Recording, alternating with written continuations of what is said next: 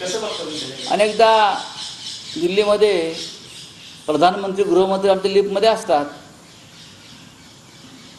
असं आहे की तिथे व्यवस्था तशी आहे.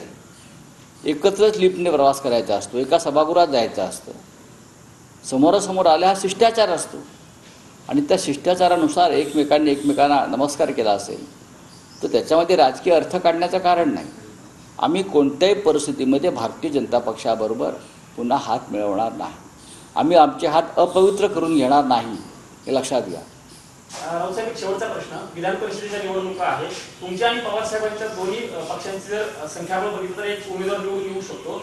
भाई जयंत पाटील यांना पाठिंबा देणार अशा पद्धतीची चर्चा सुरू झाल्या होत्या, पण तुमच्या पक्षाकडनं मात्र पाठिंबा दिला जाणार नाही, कारण तुमच्या पक्षातल्या काही आमदारांचं मत आहे की पाठिंबा देऊ नये, कारण रायगडमध्ये त्यांच्या पक्षानं काम केलं नाही. मी याच्यामध्ये अजिबात नकारात्मक बोलणार नाही.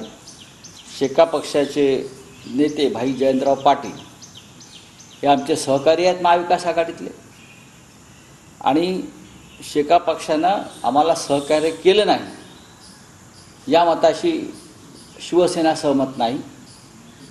शेका पक्षानं अनेक ठिकाणी रायगड जिल्हा असेल, हिंगोली असेल किंवा जिथे जिथे शेका पक्षाचं अस्तित्व तिथे आम्हाला नक्की त्यांनी मदत केलेली आहे.